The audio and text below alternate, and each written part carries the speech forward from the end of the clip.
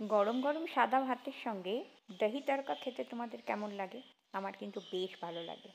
তো আজকে আমি বানাচ্ছি আর তোমাদের সঙ্গে রেসিপিটাও শেয়ার করছি। তো welcome back to my channel Arshia Griffin. আশা করব সবাই ভালো আছো।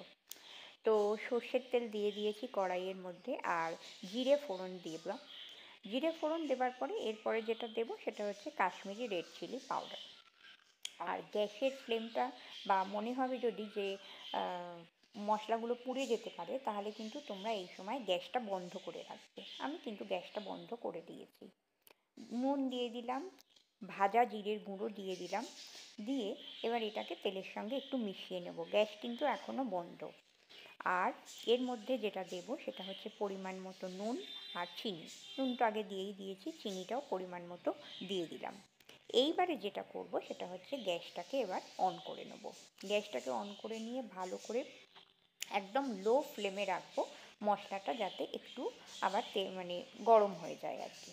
এবার দইয়ের দিকে যাব। দইটা প্রসঙ্গে বলি, দইটা কিন্তু ফ্রিজ থেকে বার করে রাখা দই নেবে না।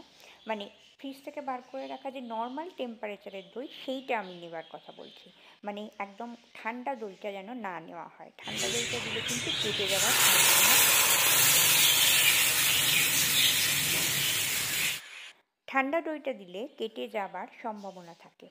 তো সেই জন্য যেটা করবে সেটা হচ্ছে নর্মাল টেম্পারেচারে দইটা আসলে সেটাকে ভালো করে কিন্তু আগে ফেটিয়ে নেবে, নিয়ে তারপরে এই মশলাগুলোর সঙ্গে মিশিয়ে নেবে।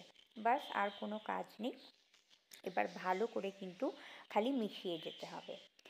আর তারপরে ওই বাটিটা ধুয়ে একটু জল দিয়ে দিতে পারো, মানে যে বাটিতে দইটা তোমরা ফেটাবে। এটা অনেকে কিন্তু খুব ঘনও খায়, আমি কিন্তু একটু জল দিই যাতে একটু পাতলা হয়। আর তারপরে ওপর থেকে যেটা দেবো সেটা হচ্ছে ধনেপাতা। এই প্রসঙ্গে বলি, ফোড়ন হিসাবে তোমরা কিন্তু কালো সর্ষে আর কারি পাতাও দিতে পারো, সেক্ষেত্রে কিন্তু ধনেপাতাটা দিতে লাগে না। আমি আজকে ফোড়নটা যেহেতু জিরে দিয়েছি, সেহেতু আজকে ধনেপাতাটা দিলাম। কারি পাতা আর সর্ষে দিয়ে খেলেও কিন্তু বেশ ভালো লাগে, তবে আমার এই রেসিপিটা যেটা আমি করলাম, এটাই কিন্তু আমার খেতে সবচেয়ে বেশি ভালো লাগে। এটা দিয়ে কিন্তু গরম গরম ভাত খেতে ফাটাফাটি লাগে, আর আমার পুরো ভাতটা এই দিয়েই খাওয়া হয়ে যায়। তো চলো, নিয়েছি, ভাতটাও খানিকটা মেখে নেবো, নিয়ে তারপরে খেয়ে নেবো।